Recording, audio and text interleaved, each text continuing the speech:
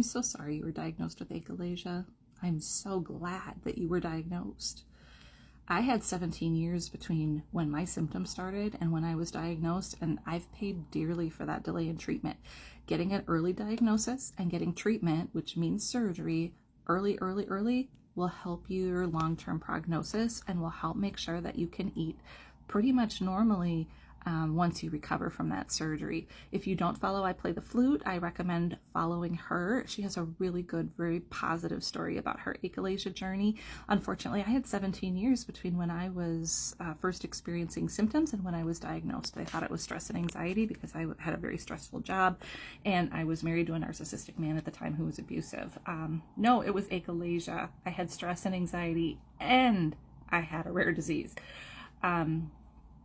Again, what I'm going to share with you only happens to about 5% of us. So sometimes after surgery, you need to have dilations because of scar tissue buildup, and that is normal and it's not something to be worried about.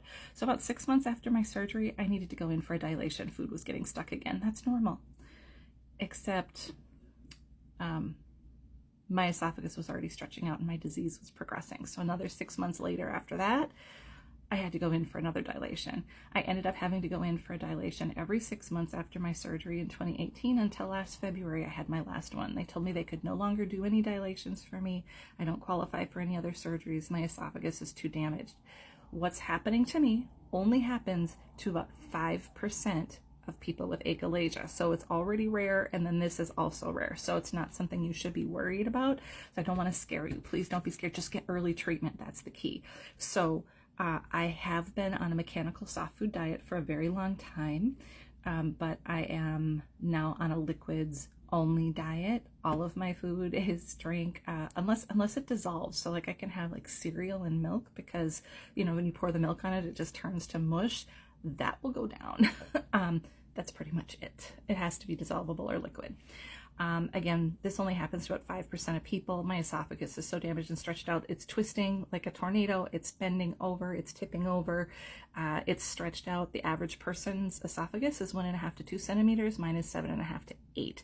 My esophagus is larger than my heart. So my next step is just to keep drinking, I guess not really eating, just drinking, as long as I can, keep nutrition up.